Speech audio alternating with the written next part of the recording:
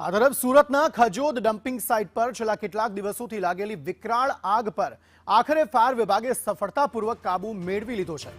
6 એપ્રિલના રોજ લાગેલી આ આગે ભયાનક સ્વરૂપ ધારણ કર્યું હતું, જેને ઠારવા માટે સુરત ફાયર બ્રિગેડ દ્વારા યુદ્ધના ધોરણે કામગીરી હાથ ધરાઈ હતી।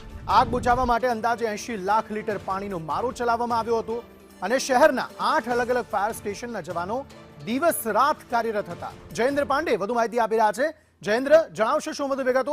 આખરે આગ કાબુમાં આવી ગઈ છે? બિલકુલ કે જે રીતે વાત કરવામાં આવે ત્યારે આ સુરત શહેરના ખજૂર ડમ્પિંગ સાઇટ પર લાગેલી આગ આશરે 110 કલાક બાદ એટલે કે 5 દિવસ બાદ આગ કાબુમાં આવી છે।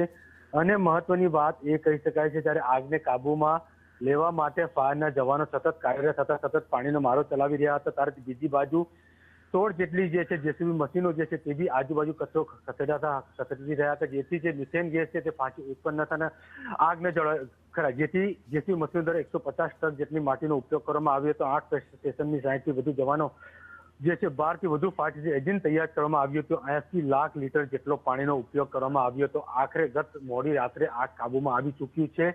આ આગમાં કોઈ પણ પ્રકારની જાનહાનિ થઈ નથી। મહત્વની વાત એ છે કે ખજોદ જે ડમ્પિંગ સાઇટ પર લાગેલી આગ ક્યાંક ને ક્યાંક ષડયંત્ર તેવું વિપક્ષ દ્વારા પણ આક્ષેપ કરવામાં આવ્યો છે, પરંતુ હાલ આગ કાબુમાં આવી ચૂકી છે। જી આભાર સમગ્ર માહિતી આપવા માટે।